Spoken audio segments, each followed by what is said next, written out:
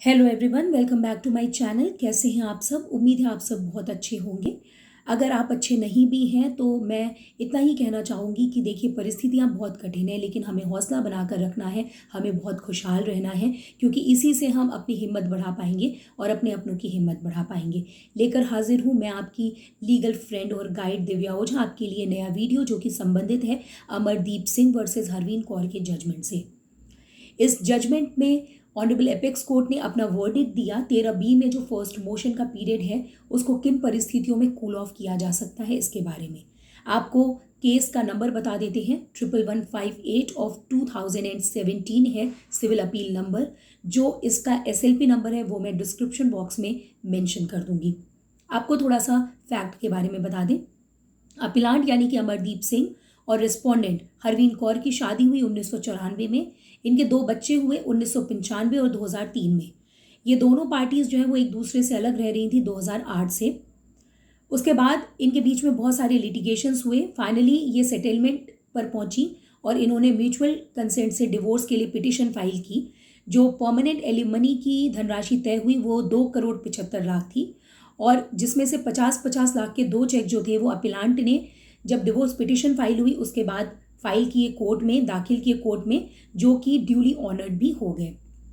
उसके बाद इन्होंने इस जो 6 मंथ का पीरियड होता है 13B के क्लॉज 2 में, उसको कूल ऑफ कराने के लिए एप्लीकेशन फाइल की और इन्होंने निखिल कुमार वर्सेस रूपाली कुमार के जजमेंट को आधार बनाया, जिसमें कि ऑलरेडी आर्टिकल 142 के तहत जो अधिकार दिए गए हैं एपेक्स कोर्ट को, उसके तहत एपेक्स कोर्ट ने ये पीरियड जो था इसको कूल ऑफ कर दिया था।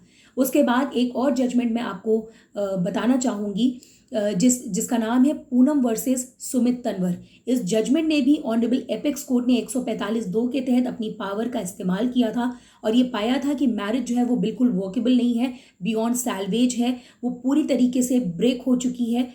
जो मैरिज है उसमें कोई भी चांसेस नहीं है कि असाध्य रूप से वो खत्म हो चुकी है। सो ऑनरेबल एपेक्स कोर्ट ने 145(2) के तहत जो है 6 मंथ का जो पीरियड है उसको वेव ऑफ कर दिया था, उसको कूल ऑफ कर दिया था। अमरदीप सिंह वर्सेस हरवीन कौर के जजमेंट में इनके वकील ने बहुत सारे आर्ग्यूमेंट्स किए, बहुत सारी नज़ीरें पेश की और ऑनरेबल एपेक्स कोर्ट ने ये पाया कि बहुत सारी कंट्रोवर्सी है इसको लेकर कि जो स्टैट्यूटरी पीरियड है वो उसके बियॉन्ड जाकर जो कोर्ट है वो 145(2) के तहत इस पीरियड को ख़त्म कर सकती है क्या। ये जो पीरियड है ये मैंडेटरी है, ये डायरेक्टरी है, या स्पेशल सर्कमस्टेंसेस में कोर्ट अपनी पावर का इस्तेमाल कर सकती है। और बहुत सारे डिस्कशंस के बाद Kailash versus Nanku and others के केस में ऑनरेबल कोर्ट ने ये पाया कि उसमें जो व्यू दिया गया था वो ये दिया गया था कि ये जो पावर है ये मैंडेटरी नहीं है, ये डायरेक्टरी है। और उसी को आधार बनाते हुए जो हमारी ऑनरेबल एपेक्स कोर्ट की जो दो जजेस की खंडपीठ थी, आदर्श कुमार गोयल जी और यू ललित जी ने 4 कंडीशंस दी, 4 गाइडलाइंस दी, जिसमें कि कोर्ट जो है वो वेव ऑफ करने की जो एप्लीकेशन है वो हिंदू मैरिज एक्ट की धारा 13B के तहत उसे डिसाइड कर सकती है, उस पर सुनवाई कर सकती है। वो 4 कंडीशंस क्या थी?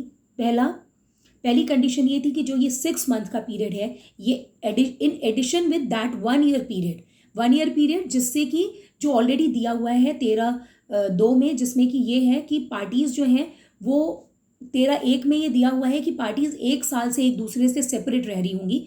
तब 13(2) में जो है जो 13B है उसका जो सेक्शन जो क्लॉज 2 है उसमें जो 6 मंथ का पीरियड है, 6 महीने के पहले जो डिवोर्स की पिटिशन है उसकी सुनवाई नहीं होगी। So in addition with that 1 year period which is mentioned in section 13B clause 1, उसमें in addition with that 1 year period यानी कि 6 महीने का पीरियड और अगर डिवोर्स पिटिशन फाइल करने के पहले ही पूरा हो चुका हो तब कोर्ट एप्लीकेशन को कंसीडर कर सकेगी।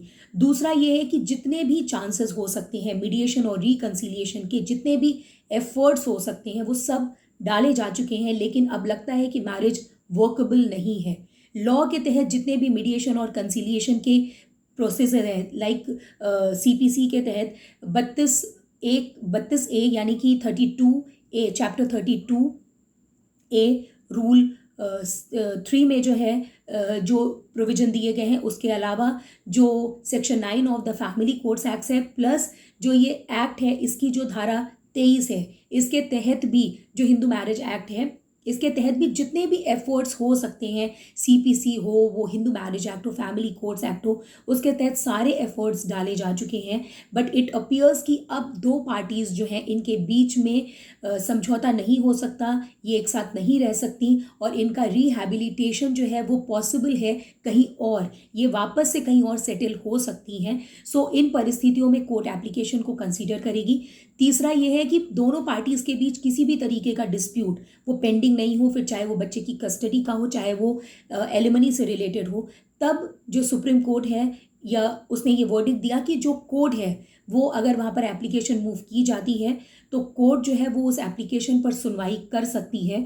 और चौथा और सबसे लास्ट पॉइंट ये है कि अगर ये जो वेटिंग पीरियड है ना, अगर इसको हम पेंडिंग रखते हैं, so that will only prolong the mental agony of the parties. ये सिर्फ पार्टीज को एक एगोनी देगा, परेशान करेगा किसी भी तरीके से, तब जबकि उनके रिहैबिलिटेशन के चांसेस हैं वो आपस में नहीं रह पा रहे हैं और उनका भविष्य कहीं और सिक्योर होता दिख रहा है। तो इन चार परिस्थितियों में पहला हो गया कि 6 महीने का पीरियड जो है वो ऑलरेडी पूरा हो जाना चाहिए, in addition with that 1 year period which is given in section 13 B का जो क्लॉज 1 है उसमें दिया हुआ है। उसके अलावा इनके बीच में समझौते की कोई गुंजाइश नहीं है। तीसरा ये है कि इनके बीच में जितने भी प्रोसीडिंग्स पेंडिंग थी वो सब खत्म हो चुकी हैं, सारे मैटर्स रिजॉल्व हो चुके हैं।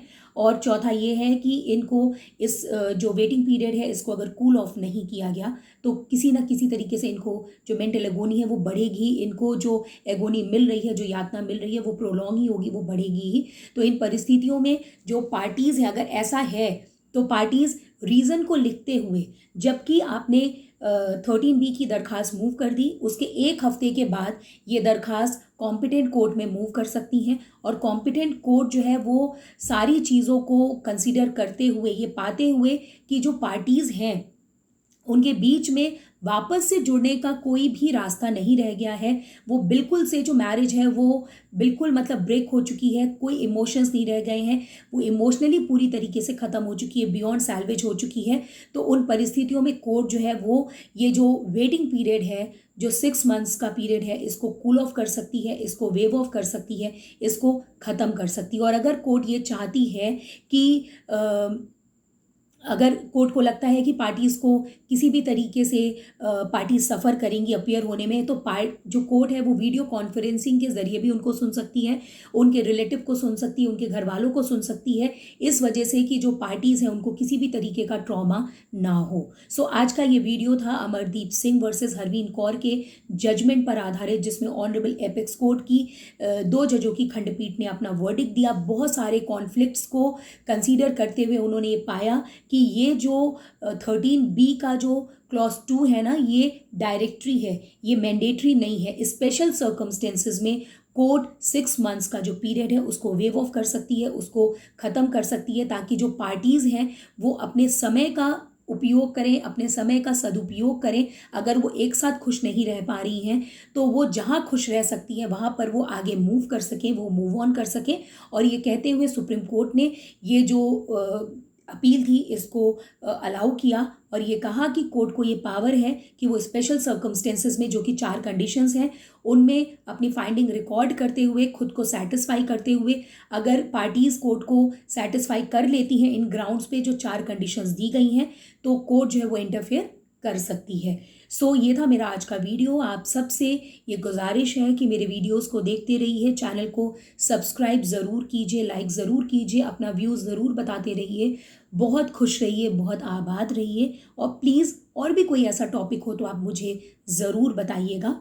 उम्मीद करती हूँ कि ये जो वीडियो है ये आपके लिए बहुत हेल्पफुल होगा, बहुत यूज़फुल होगा, और कहीं भी कुछ अगर त्रुटि रह गई हो तो उसके लिए क्षमा कीजिएगा। कोई भी क्वेश्चन आप मुझसे, कोई भी क्वेरी आप मेरे से कर सकते हैं, उसके लिए आप कमेंट सेक्शन में जाकर मुझे बता सकते हैं। दीजिए अनुमति, यानी कि मुझे, अपनी लीगल फ्रेंड और गाइड दिव्या ओझा को, इस उम्मीद के साथ कि आप सब बहुत होपफुल रहेंगे, बहुत खुश रहेंगे और बहुत अच्छे से अपना जीवन आगे भी व्यतीत करेंगे। मिलती हूँ आपसे अपने नेक्स्ट वीडियो में।